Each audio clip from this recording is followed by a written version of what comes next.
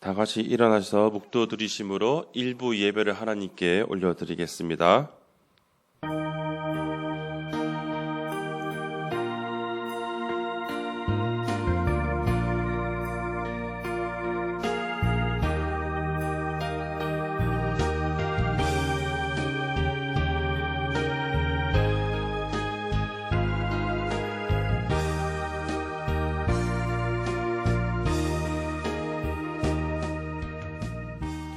하나님은 영이시니 예배하는 자가 영과 진리로 예배하시니라. 사랑에 많으신 하나님 아버지, 오늘도 5월의 첫째 주 또 일부 예배를 주님 앞에 드리게 하심을 감사드립니다. 오늘 이 시간 거룩한 주일 다시 한번 우리의 구원자가 되시는 주님의 이름을 높이는 귀한 시간 되게 하여 주시옵소서. 예배 모든 것을 주님께 맡겨오니 오직 주님만이 홀로 영광받아 주시옵소서. 예수님의 이름으로 기도합니다. 아멘. 전능하사 천지를 만드신 하나님 아버지를 내가 믿사오며 그 외아들 우리 주 예수 그리스도를 믿사오니 이는 성령으로 잉태하사 동정녀 마리아에게 나시고 본디오 빌라도에게 고난을 받으사 십자가에 못 박혀 죽으시고 장사한 지 사흘 만에 죽은 자 가운데서 다시 살아나시며 하늘에 오르사 전능하신 하나님 우편에 앉아 계시다가 저리로서 산자와 죽은 자를 심판하러 오시리라. 성령을 믿사오며 거룩한 공예와 성도가 서로 교통하는 것과 죄를 사하여 주시는 것과 몸이 다시 사는 것과 영원히 사는 것을 믿사옵나이다. 아멘. 자리에 앉겠습니다. 찬송가 569장 선한 목자 되신 우리 주 찬양합니다.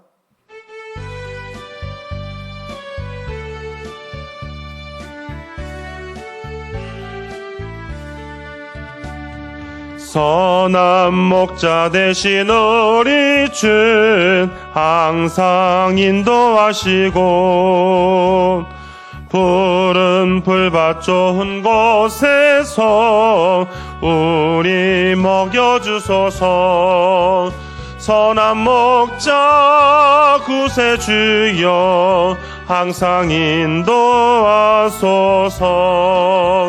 선한 목자 구세주여 항상 인도하소서.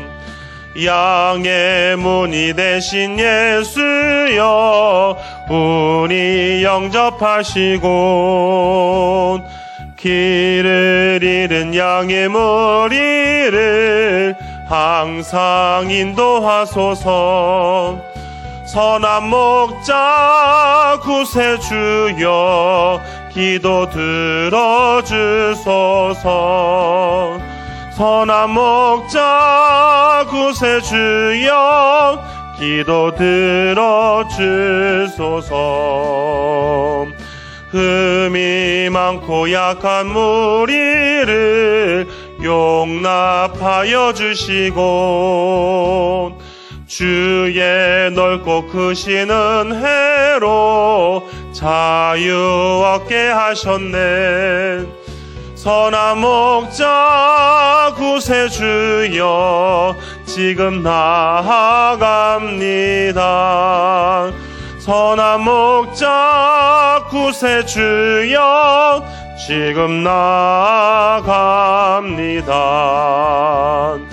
일찍 주의 뜻을 따라서 살아가게 하시고 주의 크신 사랑 베푸사 따라가게 하소서. 선한 목자 구세주여 항상 인도하소서. 선한 목자 구세주여 항상 인도하소서. 아멘. 은혜롭고 자유로우신 하나님 감사드립니다. 5월이라는 세대를 저에게 허락하여 주시고 또 이렇게 가정의 달을 맞이해서 저희가 가정을 한 번 더 생각하며 저희 가정을 위해 기도할 수 있는 한서재교 성님 되게 하여 주시옵소서. 하나님 아버지, 하나님이 이루어주신 가정, 정말로 저희가 가정을 돌이켜보건대 혹시 저희 가족 중에 믿지 않는 구성원들이 있습니까? 하나님 아버지, 그들이 복음을 받아들이게 하여 주시고 꼭 5월달 안에는 예수님을 영접할 수 있는 귀한 한 달이 되게 하여 주시옵소서. 하나님 아버지, 또한 미국 선교를 위해 기도드립니다. 하나님 아버지여, 가서 있는 선교팀들에게 아버지 영육간의 강건을 허락하여 주시고 지치지 않게 도와주시고 그 미국에 있는 지역을 위해서 기도할 때 놀라운 역사가 일어나게 하여 주시옵소서. 기도 응답을 통해서 하나님의 놀라운 역사가 또한 선교팀들 가운데도 경험할 수 있는 귀한 시간이 되게 하여 주시옵소서. 오늘 말씀을 전하시는 목사님 함께해 주셔서 우리가 그 말씀을 받아들일 때 마음문이 열리게 해주시고 아멘으로 화답하게 하여 주시옵소서. 오늘의 모든 예배를 중간할 걸 믿사오며 이 모든 말씀 예수님 이름으로 기도드리옵나이다. 아멘.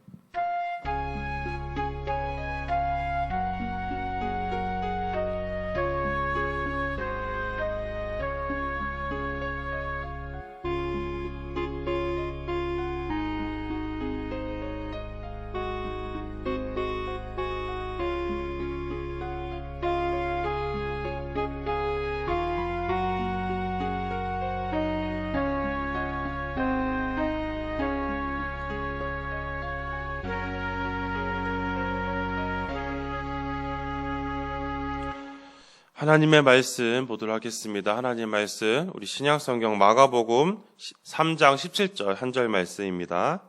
마가복음 3장 17절 한 절 말씀 제가 읽도록 하겠습니다. 또 세베대의 아들 야고보와 야고보의 형제 요한이니 이 둘에게는 보아네게 곧 우레의 아들이란 이름을 더하셨으며. 아멘.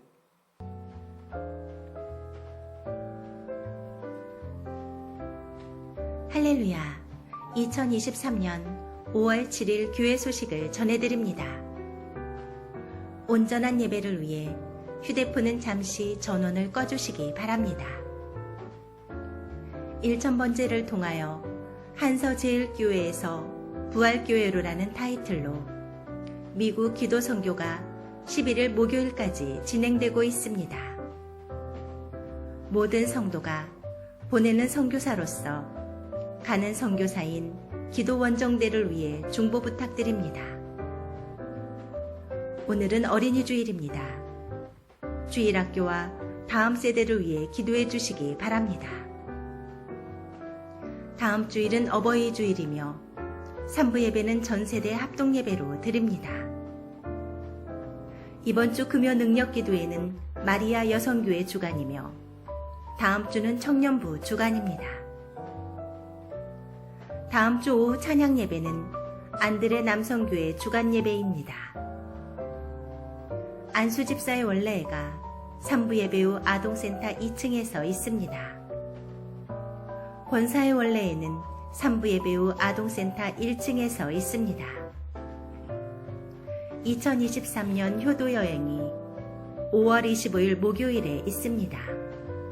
장소는 의왕 왕송호수 일대이며 교회에서는 오전 8시 30분에 출발합니다.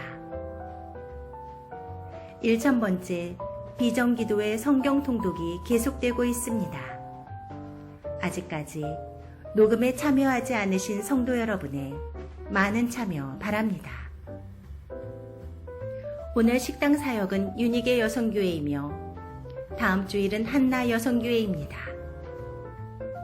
이교구 이목장 정순아 권사님이 고대 구로병원에 입원 중입니다. 회복을 위해 기도 부탁드립니다. 이병수 집사, 유영숙 권사님의 차남, 이영균 군과 김예진 양의 결혼식이 5월 13일 토요일 오전 11시 30분 JK 아트 컨벤션에서 있습니다. 교회에서는 오전 10시 40분에 출발합니다. 이상으로 교회 소식을 전해드렸습니다. 이번 한 주도 주님의 은혜 가운데 평안하시기 바랍니다. 감사합니다. 잠시 기도드리겠습니다. 사랑이 많으신 하나님 아버지, 오늘도 이 시간 거룩한 주일 주님께 말씀으로 나아갑니다. 주님 우리의 마음 붙잡아 주셔서 이 시간 오직 하나님의 뜻만이 증거되어지는 귀한 시간 되게 하여 주시옵소서. 그래야 사람의 생각은 다 재어지게 하시고 오직 하나님의 뜻만이 증거되어지는 시간 되게 하여 주시옵소서. 예수님의 이름으로 기도합니다. 아멘. 네, 오늘도 이 주일 예배 오시는 성도들에게 하나님의 은혜가 넘치길 소망합니다. 네, 오늘 우리 담임 목사님께서 또 이렇게 미국에 또 우리 12명의 이 기도 원정팀들과 함께 같이 가셔서 이렇게 또 귀한 말씀을 또 제가 전하게 되었습니다. 이 시간 부족한 자이지만 말씀을 통해서 오직 하나님의 귀한 은혜가 오늘도 오신 성도들에게 넘치길 소망합니다. 우리가 들었던 속담 중에 이런 속담이 있습니다. 호랑이는 죽어서 가죽을 남기고 사람은 죽어서 이름을 남긴다. 아마 많은 분들께서 잘 아시는 그런 속담이라 생각되어집니다. 이 속담이 말하는 의미가 무엇일까요? 그것은 가지고 있는 그 가치의 의미가 무엇인지를 얘기하는 것이죠. 여러분, 호랑이라는 존재는 무엇을 얘기합니까? 육식 동물이기 때문에 그에게는 사실 고기는 별로 쓸모가 없지요. 하지만 그가 가지고 있는 가죽은 결국 그 호랑이는 죽지만 그 가죽을 통해서 많은 사람들이 또 여러 가지로 옷을 입는다든가 아니면 추운 지방에 따뜻하게 보호를 받는 그 용도로 사용되어지는 것을 알 수 있습니다. 마찬가지로 사람에게 있어서 각자에게 주어진 이름들은 그 이름이 담겨진 의미대로 그 사람의 어떤 존재 가치를 나타낸다는 것을 볼 수 있습니다. 예수님을 믿지 않는 사람들 역시도 그들의 삶 가운데 그들이 좀 더 가치 있는 삶을 살아가는 사람들은 그 사람이 죽어서도 그 이름 때문에 사람들에게 좋은 이미지를 남길 수도 있고 어떤 사람들은 나쁜 이미지를 남겨지기도 합니다. 뿐만 아니라 우리에게 있어서도 성도 우리도 주의 말씀에 따라 살아간다면 그 말씀에 따라 살아간다는 그 의미 때문에 가치 있는 사람으로서 우리의 이름들이 나타날 수 있고 그렇지 않은 사람으로 나타날 수도 있습니다. 사실 오늘은 어린이 주일이죠. 어린이 주일이어서 어찌 보면 어린이에 관련된 말씀을 준비하다가도 오늘 기도하는 가운데 또 이런 말씀이 좀 또 전하고 싶은 마음들을 주셔서 같이 말씀을 나누게 되었는데요. 사실 어린이 주일을 맞이하여서 각자의 가정에 자녀들이 있는 우리 성도들께서는 자녀들에게 아마 선물을 하나씩 주었을 거라고 생각이 들어집니다. 물론 우리가 아이들을 좀 기분 좋게 하기 위해서 여러 가지 선물을 주는 것도 나쁜 건 아니지만 이 땅에 살아가면서 우리가 어떤 아이들이 좋아하는 선물을 주는 것은 사실 그 선물이 그 아이를 평생 행복하게 할 수는 없는 것입니다. 저도 우리 두 아이들에게 여러 가지 선물도 줄 걸 고민하다가 아이가 평상시에 이제 동물을 좋아하다 보니까 병아리를 하나 이제 선물을 하였습니다. 아는 분을 통해서 갓 태어난 병아리를 이제 주었는데 준 지 한 이틀 만에 병아리가 별로 죽게 되었습니다. 이유는 온도 관리를 잘하지 못했기 때문이에요. 아무리 잘 대해주고 여러 가지 투자를 해서 제일 좋은 집을 만들어준다 할지라도 결국 이 온도가 맞지 않다 보니까 병아리가 죽게 되는 것을 볼 수 있습니다. 아무리 좋은 것을 준다고 할지라도 세상에 준 선물로서는 자녀들을 평생 행복하게 할 수 없다는 사실들을 깨닫게 되어집니다. 그렇기 때문에 자녀들에게 있어서 제일 좋은 선물은 그 아이들이 결국 살아가면서 하나님이 주신 그 이름에 따라서 그 목적에 따라 살아갈 수 있도록 기도해주고 권면해주는 것이 가장 좋은 선물이 아닐까라는 생각들을 하게 되어집니다. 각자의 성도들의 가정 가운데 다시 한번 또 어린이 주일을 맞이해서 또 어린이 주일뿐만 아니라 성도들 각자에게 주어진 이름의 뜻에 따라서 하나님이 주신 사명들을 잘 감당하는 성도들이 되었으면 좋겠습니다. 저에게 있어서 이름이란 참 여러 가지 참 많은 일들을 겪게 하였습니다. 아시다시피 제 이름은 참 이름이 좀 어찌 보면 세상 말로 하면 좀 촌스러운 이름이기도 합니다. 어렸을 때 참 이름 때문에 왜 내 이름을 이렇게 지었냐 해서 부모님께 많이 하소연을 한 적도 있었습니다. 한때는 제 이름을 좀 바꾸고 싶었던 그런 생각도 많이 했었던 적이 기억이 납니다. 하지만 제가 이름을 바꾸지 않았던 이유가 뭐냐면 이름에 담겨진 의미들이 굉장히 저에게 제 삶 가운데 중요한 목적을 주기 때문입니다. 저희 외조부와 저희 조부께서 두 분이 같이 의논하셔서 제 이름을 지어주셨는데요. 사실은 저희 어르신들이 돌림자를 써가지고, 돌림병자를 써가지고, 찬자와 함께 이름을 주셨습니다. 사실 제 이름은 좀 촌스럽긴 하지만 그 의미는 되게 중요한 의미가 담겨져 있는데요. 그것은 뭐냐면, 길일찬 빛날 병으로 하나님을 길이길이 빛내라는 의미를 저에게 주셨습니다. 어렸을 때는 그 이름이 별로 그렇게 좋지 않았지만 그 이름을 분명하게 알고 제가 예수님을 인격적으로 만난 이후부터는 이제 그런 가치 있는 삶을 살아가겠다. 또 저에게 처음으로 목회자의 길을 가도록 권면해 주셨던 모교의 저희 원로 목사님의 그 의미들을 또 제안들을 받았을 때 한번 생각해 보면서 하나님의 나를 향한 그 특별한 부르심에 대해서 생각하게 되면서 그 이름 바꾸지 않고 지금도 그 이름을 사용하면서 그렇게 그런 의미대로 살아가기 위해서 기도하고 준비하고 있습니다. 각자에게 주어진 이름들, 주어진 의미들을 잘 생각해 보시면서 오늘도 하나님의 귀한 뜻을 이루어가는 성도들 되기를 간절히 바랍니다. 오늘 본문에 등장하는 이 두 사람은 예수님의 제자 가운데 유명한 두 사람 중에 한 사람이죠. 오늘 본문에 등장하는 12명의 제자 가운데 두 사람의 이름은 우리가 잘 알다시피 야고보와 요한입니다. 야고보와 요한의 두 사람을 봤을 때 사실 우리가 야고보와 요한에 대한 배경 지식들이 아마 많이 계실 거라고 생각이 들어집니다. 물론 성경 예수님의 제자 가운데 야고보는 두 명이 있지요. 오늘 본문에 등장하는 세베대의 아들 야고보도 있지만 알페의 아들 야고보도 있습니다.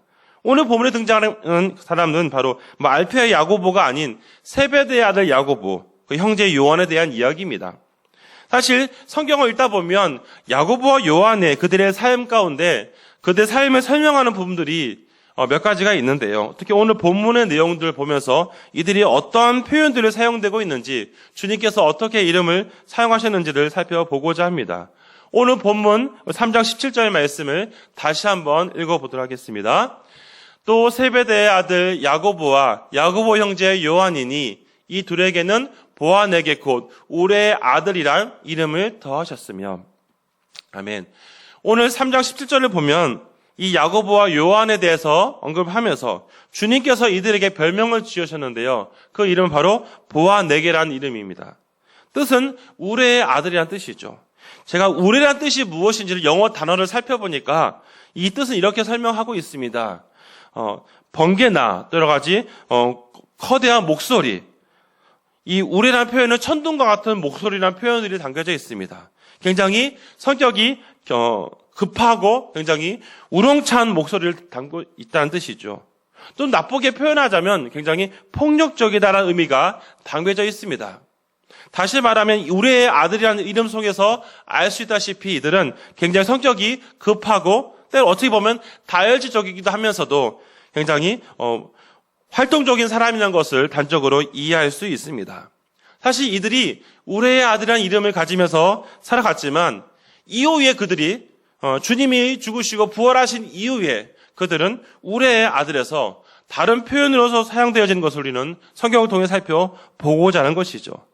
사실 야고보의 의미를 살펴보면 야고보는 발꿈치를 잡다라는 의미가 담겨져 있습니다. 요한이라는 단어를 살펴보니까 두 개의 단어가 합쳐진 것인데요. 바로 여호와라는 단어와 하나님이라는 단어가 합쳐진 것입니다. 즉 하나님이 은혜를 베푸신다, 자비를 베푸신다라는 의미가 담겨져 있지요. 이 야고보와 요한이라는 두 사람의 이름을 보면서 알 수 있는 것, 별명이 우레의 아들이라는 별명이 있지만 이들이 어떻게 나중에 복음 증거자, 삶을 살아가게 된지를 성경을 통해 살펴보고자 합니다. 먼저 이들이 우레의 아들이라는 특징들, 굉장히 그들이 활동적이면서 적극적인 삶을 살아가는 모습을 성경이 몇 가지 부분에서 알려주고 있는데요. 먼저 마가복음 9장 38절과 39절 말씀을 우리 같이 한번 읽어보도록 하겠습니다. 요한이 예수께 여짜오되 선생님 우리를 따르지 아니하는 어떤 자가 주의 이름으로 귀신을 내쫓는 것을 우리가 보고 우리를 따르지 아니함으로 금하였나이다. 예수께서 이르시되 금하지 말라 내 이름을 의탁하는 하여 능한 일을 행하고 즉시로 나를 비방할 자가 없느니라. 38절에서 보니까 이렇게 얘기하죠. 따르지 아니한 자를 금하였다라고 자신 있게 얘기합니다. 이 문장을 통해서 우리가 이 사람들의 스타일을 알 수 있죠. 무엇을 보여주고 있습니까? 이들은 지금 뭔가 제재를 걸어가는 사람, 자신들의 어떤 뜻에 대해서 어찌 보면 주님의 이름으로 살아가지 아니하는 사람들에 대해서 철저하게 선을 긋고 금하는 가감한 행동을 하는 모습을 볼 수 있습니다. 근데 문제는 뭐냐면 주님이 금하지 말라라고 얘기하고 있죠. 주님께서 어떻게 행동하기 전에 그들은 먼저 인간적인 잣대를 가지고 자신들의 감정으로 행동하는 모습들을 먼저 보여주고 있습니다. 이런 모습들이 어찌 보면 세베대의 아들 야고보와 요한의 인간적인 모습이 아닌가라 하는 것을 볼 수 있지요. 또한 누가복음 9장 52절에서 54절에서도 이들은 이런 모습을 보여주고 있는데요. 같이 한번 읽어보겠습니다. 사자들을 앞서 보내심에 그들이 가서 예수를 위하여 준비하려고 사마리아인의 한 마을에 들어갔더니 예수께서 예루살렘을 향하여 가시기 때문에 그들이 받아들이지 아니하는지라. 제자 야고보와 요한이 이를 보고 이르되 주여 우리가 불을 명하여 하늘로부터 내려 저들을 멸하라 하기를 원하나이까. 여기서도 보시면 이 두 제자가 사마리아인들이 이걸 방해하고 또 제지하는 것에 대해서 그들이 뭐라고 말하고 있습니까? 주님께 그게 말하고 있습니다. 54절을 보니까 불을 명하여 하늘로부터 내려 저들을 멸하야 하기를 원하나이까 라고 얘기하는 것이죠. 다시 말하면 그들은 주님의 길을 방해하는 사람들이니까 철저하게 심판을 받아야 됩니다. 그들은 반드시 응징을 받아야 됩니다라고 하는 그런 모습들이 보여주고 있습니다.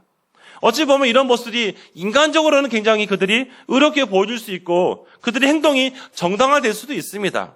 하지만 그런 모습들이 결코 하나님이 기뻐하는 뜻대로 이루어지는 것이 아닌 자신들의 외적인 모습들에 의해서 나타나는 것을 볼 수 있죠. 그뿐 아닙니다. 이들의 삶 가운데 이들은 굉장히 정치적인 모습들을 많이 담고 있는 것들을 성경을 통해서도 보여주고 있습니다. 마가복음 10장 35절 37절 말씀이 있는데요. 다시 한번 읽어보겠습니다. 세베대의 아들 야고보와 요한이 주께 나와 여짜오되 선생님이여 무엇이든지 우리가 구하는 바를 우리에게 하여 주시기를 원하옵나이다. 이르시되 너에게 무엇을 하여 주기를 원하느냐. 여짜오되 주의 영광 중에 우리를 하나는 주의 우편에 하나는 좌편에 앉게 하여 주옵소서. 마가복음 10장의 말씀은 마태복음 동일 구절인 마태복음 20장에도 동일하게 나타나고 있습니다. 마태복음에서는 야고보 요한의 어머니 살로메가 예수님께 정치적인 청탁을 하는 장면이 있죠. 그 내용이 무엇입니까? 주님이 영광 자리에 있을 때 한 명은 한 명은 우위에 있기를 원하는 것이죠. 이것 때문에 제자들 사이에서 분쟁을 일으키게 하는 어찌 보면 잘못된 모습이 보여주고 있습니다. 어찌 보면 이들의 모습 가운데 인간적인 모습은 예수님이 굉장히 이제 큰 위대한 사람으로 쓰임 받을 것인데 그때 자신들이 각자 어찌 보면 조선시대로 말하면 자의정, 우의정 해가지고 옆에서 영광을 누리겠다라는 인간적인 모습이 많이 담겨져 있습니다. 마치 예수님이 예루살렘 성에 입성할 때 많은 이스라엘 사람들이 종려나무 가지를 흔들면서 호산나 호산나 하면서 우리를 저 로마로부터 구원해 주세요라고 하는 그런 모습과 다를 바가 없는 모습입니다. 정치적인 메시아로서 온 그들의 모습과 지금 이들의 모습이 다를 바가 없다는 것을 보여주고 있죠. 어찌 보면 이런 모습 가운데 그들은 굉장히 하나님의 뜻을 이루어가는 그런 사역자가 아닌 자신들의 이득을 취하고 자신들의 주어진 그런 성향들을 최대한 활용하는 그런 인간적인 모습들이 많이 드러난 것을 볼 수 있습니다. 그런데 이들이 이런 모습을 가지고 있었는데 예수님이 그들에게 사도로서 부르심을 주고 제자로서 초대교회를 이끌어가는 일꾼으로 세우신 이후에 이들은 하나님 앞에 다른 모습으로 그리고 변화된 모습으로 귀하게 쓰임받는 모습으로 사용되는 것을 볼 수 있습니다. 먼저 야고보가 어떻게 그들이 하나님께 쓰임을 받았는지를 보고자 하는데요. 사도행전 12장 1절에서 3절 말씀을 같이 한번 읽어보겠습니다. 그때 헤롯 왕이 손을 들어 교회 중에서 몇 사람을 해하려 하여 요한의 형제 야고보를 칼로 죽이니 유대인들이 일로 기뻐하는 것을 보고 베드로도 잡으러 할세 때는 무교절 기간이라. 야고보의 인생 가운데 그는 사도행전에 보니까 초대교회로 성장했을 때 그는 최초로 본보기로서 목숨을 잃어는 비참한 인생을 살게 되어집니다. 인간적으로 보면 비참한 인생이지요. 예수님 때문에 그런 죽임을 당했습니다. 초대교회의 박해가 시작되었을 때 교회를 핍박하기 위해서 하나님을 대적하는 세력들이 어떻겠습니까? 본보기로 몇 사람을 해하려고 할 때 그 중에 대표적인 사람이 바로 세베대의 아들 야고보가 순교를 당했다는 것입니다. 여러분, 순교자의 삶이 어떤지 아십니까? 제가 어렸을 때 항상 부모님을 통해 아버지를 통해서 많이 들었던 내용들이 뭐냐면 한국교회 초대 교회를 세웠던 많은 사람들 가운데 목회자들과 또 장로님들과 성도들 가운데 예수님 때문에 목숨을 잃었던 많은 순교자들의 이야기들을 끊임없이 들었습니다. 항상 저에게 하셨던 말씀이 무엇이냐면 천국에서 가장 큰 상급을 받는 사람이 누구냐라고 저에게 항상 물어보십니다. 저는 그것에 대답을 잘하지 못했어요. 항상 아버지께서도 말씀하셨고 돌아가신 저희 외할아버지께서도 늘 말씀하신 게 뭐냐면 바로 순교자들이 가장 큰 상급을 받을 것이다. 왜냐하면 주를 위해서 자신의 목숨을 아끼지 않았기 때문인 것이죠. 여러분, 순교를 당한 사람들, 물론 대표적인 예를 들어보면 누가 있을까요? 우리가 잘 아는 인물 가운데 손양원 목사님도 있고 그의 두 아들 동신이도 있죠. 우리 잘 아는 많은 사람들이 있습니다. 근데 여러분, 중요한 것은 뭐냐면 순교를 당한 많은 사람들의 그런 삶을 보면 그들이 죽음을 두려워하지 않았다는 거예요. 사실 죽음을 두려워하지 않은 사람이 어디 있습니까? 사실 저도 인간적으로 죽음이란 것을 두려워할 수밖에 없지요. 하지만 죽음을 두려워하지 않는 가장 큰 이유는 뭐냐면 우리는 이 땅에 죽으면 죽음이 끝이 아니기 때문이에요. 죽은 이후에 하나님의 나라에 가고 그 땅에서 하나님이 주시는 은혜들을 많이 누린다는 것을 기대하고 있기 때문이죠. 어찌 보면 초대교회를 이끌로 쓰임받았던 이 야고보가 순교를 당하였지만 그는 이 순교를 통하여서 초대교회에 순교의 피를 뿌리게 되었고 또 하나님께 아마 천국에서 가장 큰 칭찬과 또 하나님의 위로를 받을 것이라고 분명히 확신하고 있습니다. 어찌 보면 그의 뜻과는 다를 수 있을지 모르지만 그가 그의 형제 요한과 함께 예수님께 청탁한 것처럼 하나님 영광 중에 있을 때 왼쪽과 오른쪽에 분명히 있는 하나님의 모습으로 또 나타나게 된 것으로 볼 수 있습니다. 물론 인간적 욕심이 아닌 바로 순교를 통해서 그가 하나님의 영광의 자리에 가게 된 것을 보게 되어지지요. 자, 그런 거 보면 성경은 어떤 사람이 행동한 그 모든 것을 결코 가벼이 여기지 아니하고 그 사람이 했던 말들을 어떻게든 다 책임질 수 있도록 행동하시는 것을 볼 수 있습니다. 야고보가 그렇게 영광 중에 있을 때 왼쪽과 오른쪽에 있게 달라는 그런 말들이 결국 한 사람은 순교의 피를 흘리면서 하나님의 영광의 자리에 간 것을 볼 수 있고 주를 위해서 헌신하는 모습을 보게 된 것을 우리는 성경을 통해 발견되어집니다. 그건 또한 그의 동생 요한은 어떻게 되었을까요? 요한의 삶을 살아보기 전에 먼저 우리가 살펴볼 말씀이 있습니다. 마태복음 5장 10절에서부터 12절 말씀이 있는데요. 같이 한번 읽어보겠습니다. 의를 위하여 박해받는 자는 복이 있나니 천국이 그들의 것임이라. 나로 말미암아 너희를 욕하고 박해하고 거짓으로 너희를 거슬러 모든 악한 말을 할 때에는 너희에게 복이 있나니 기뻐하고 즐거워하라. 하늘에서 너희의 상이 큼이라. 너희 전에 있던 선지자들도 이같이 박해하였느니라. 마태복음 말씀은 무엇입니까? 팔복에 있는 말씀 가운데 한 가지지요. 주를 위해 핍박당하고 고난당하는 사람들에게 주님이 주시는 위로가 무엇입니까? 박해받는 자에게 복이 있는데 그들에게 무엇은 은혜가 있습니까? 천국을 하나님이 선물로 주었다는 것입니다. 또 무엇입니까? 악한 말로 비방하고 조롱한다 할지라도 무엇입니까? 그것을 하나님 두려워하지 말라는 것입니다. 왜냐하면 구약시대에 많은 하나님의 종들이 그런 핍박을 당했다는 것이죠. 그런 자들에게 하나님이 복을 주셨던 사실들에 대해서 성경은 분명하게 제시하고 있는 것입니다. 어찌 보면 인간적으로는 굉장히 비참한 인생을 살아가게 할 수밖에 없었던 야고보였지만 그가 주를 위해서 더 크게 쓰임받는 인생을 살았다는 것은 어찌 보면 그의 인생에 있어서도 그렇고 이 시대를 살고 우리에게도 큰 도전이 되는 것을 볼 수 있습니다. 그러므로 우리가 이 야고보의 인생을 돌아보면서 비록 우리의 아들이라는 이름을 가졌지만 그는 순교의 피를 통해서 복음 증거의 사명을 감당하는 귀한 도구로 쓰임받는 것을 우리는 보게 되어지지요. 두 번째로 요한입니다. 요한에 대해서는 많은 얘기들이 있지만 그 형인 야고보처럼 순교를 당하진 않았습니다만 그는 많은 성경의 말씀들을 기록하는 그리고 하나님의 뜻을 또 이뤄가는 또 하나의 사도로 쓰임받게 된 것을 볼 수 있습니다. 요한일서 4장 7절부터 8절 말씀을 다시 한번 읽어보겠습니다.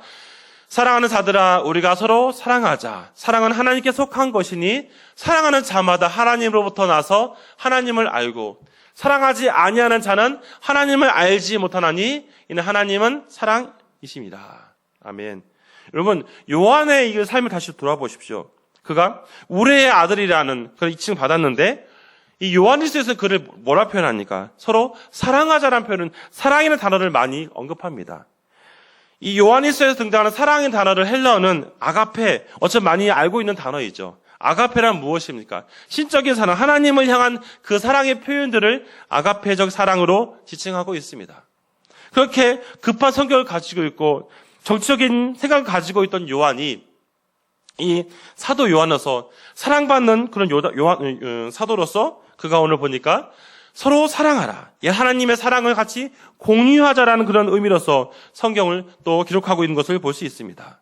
그가 순교를 당하지는 않았지만 그는 반모섬의 위배돼서 어찌 보면 인간적으로도 유배된다는 것은 굉장히 비참할 수밖에 없지요. 하지만 거기서 그가 결코 헛되이 살지 않았습니다. 하나님께서 그의 요한 1, 2, 3서를 쓰게 했고 요한계시록을 쓰게 하심을 통해 앞으로 있을 모든 일들을 하나님이 요한에게 보여주신 것을 볼 수 있죠. 또한 요한에게 특별한 은혜가 무엇입니까? 예수님 십자가에 죽으실 때 가산 7원 가운데 한 가지 기억하시죠. 예수님의 어머니인 마리아에게 예수님이 이렇게 말씀하십니다.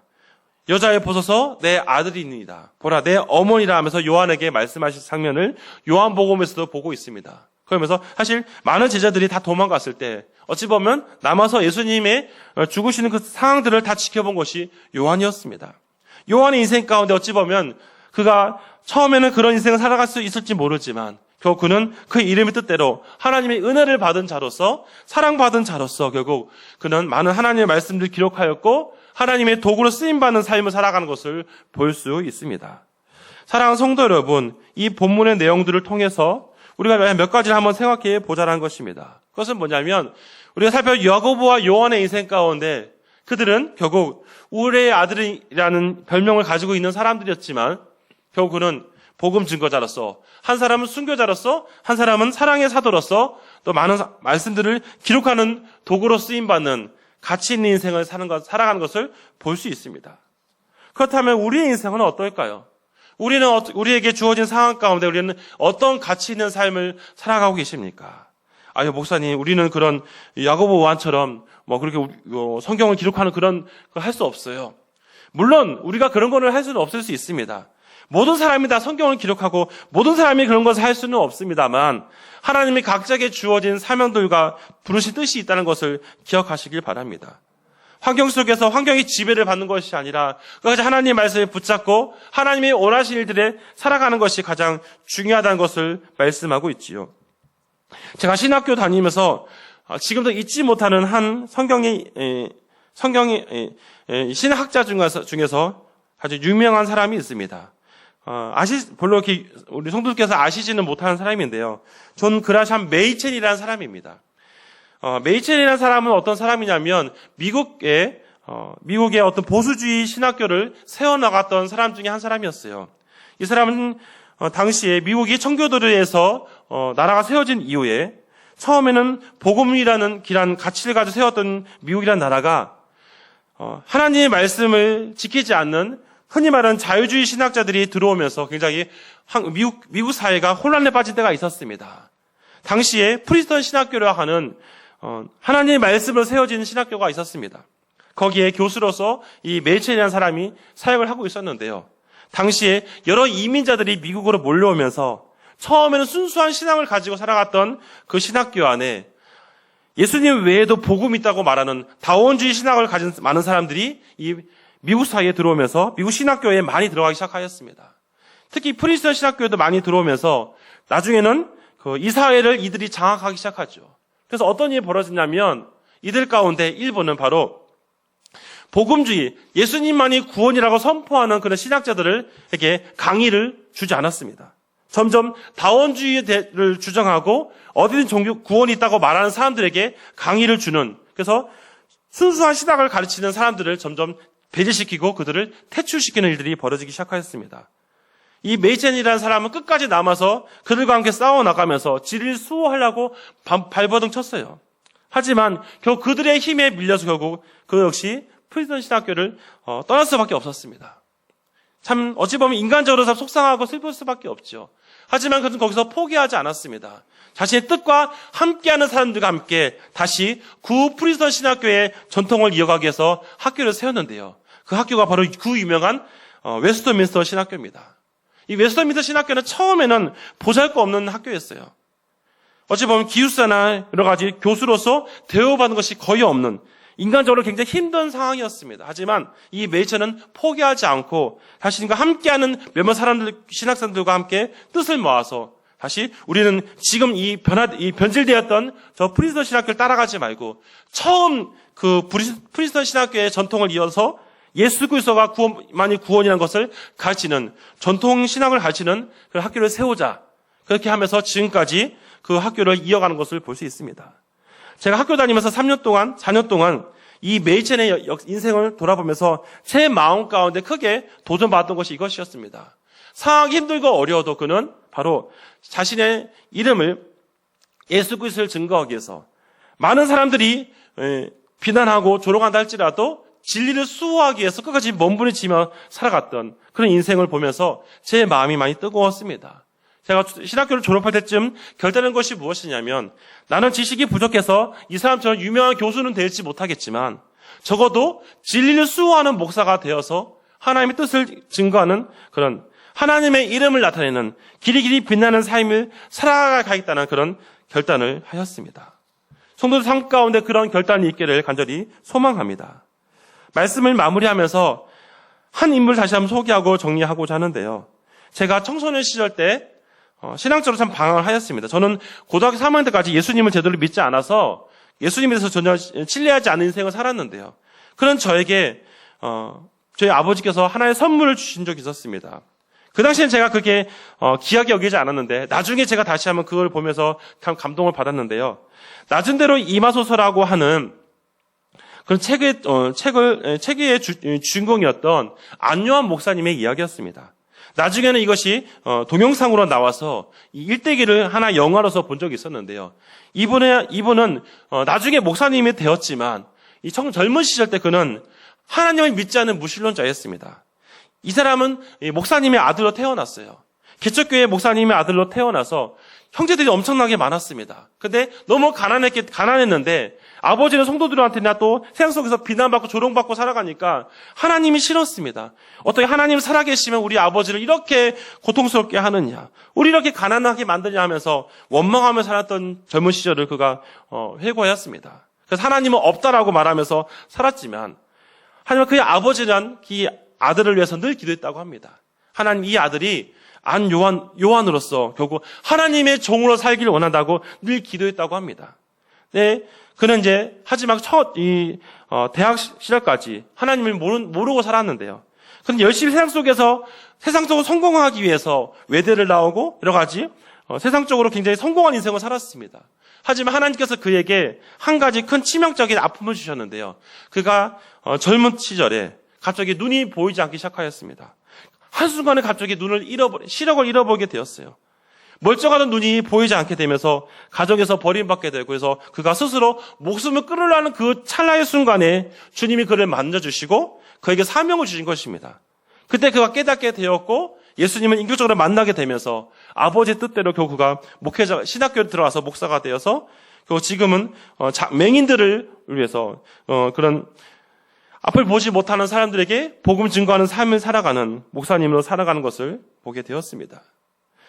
비록 그의 젊은 시절은 방탕한 인생을 살았지만 주님을 만난 이후에 변화되어서 목사가 되어서 그래서 죽어가는 많은 영혼, 앞을 보지 못해 절망적인 많은 사람들에게 예수님의 사랑을 전하는 사랑의 사도로서 사랑의 복음 증거자로서 살아가는 그런 간증의 얘기들을 볼 때마다 그 보면서 제가 마음속에 많은 갈등을 느꼈던 청소년 시절들이 기억이 납니다.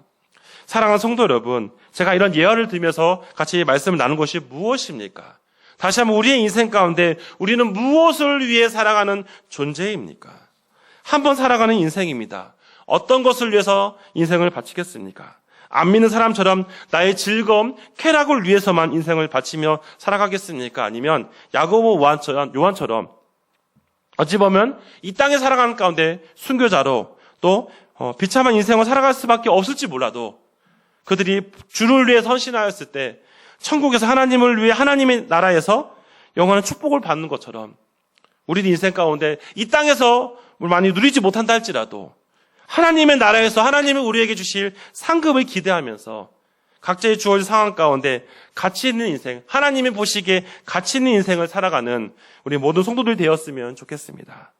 그런 가치 있는 삶을 살아가고 우리 자녀들에게 알려준다면 우리의 자녀들이 앞으로 지금은 어떨지 모르지만 언젠가 그것을 깨달아서 그런 가치 있는 삶을 살아가지 않을까라는 기대감을 가지게 되어집니다. 항상 저희 아버지의 기도 제목들이 사실은 결국 응답되었습니다. 어찌 보면 저를 위해 항상 기도했을 때마다 저 아들이 주를 위해 살아가게 달라고 늘 기도했던 부모님의 기도가 제가 나중에 변화되면서 또 앞으로 그렇게 살아갈 것이지만 그런 모습들을 또 보면서 저 역시 도전받게 되어지는데 우리 성도들 역시도 그런 삶을 살아가서 하나님의 뜻대로 살아가는 성도들이 되기를 간절히 바랍니다. 기도하겠습니다. 하나님, 오늘 말씀을 돌아보면서 비록 야고보 왕이 우레의 아들이라는 인간적으로는 굉장히 좀 부족한 모습을 살아가고 있었지만 그들이 예수님을 만나고 또 제자로서 그들이 초대교회를 이끌어가는 사람으로서 쓰임받은 이후에 한 사람은 순교의 피를 흘렸고 한 사람은 사랑의 사도로서 많은 일들을 감당하는 것을 볼 수 있습니다. 하나님, 사랑하는 모든 성도들의 마음 가운데 이 땅을 살아가면서 각자에게 주어진 사명들, 주어진 의미들을 다시 한번 생각해 보면서 오직 주의 영광을 위해서, 주님의 나라를 위해서, 선하신 주님의 뜻을 이루어가기 위해서 힘쓰며 살아갈 수 있도록 역사하여 주시옵소서. 예수님의 이름으로 기도합니다. 아멘. 이제 찬송가 563장 찬양하시면서 준비한 예물 하나님께 드리겠습니다.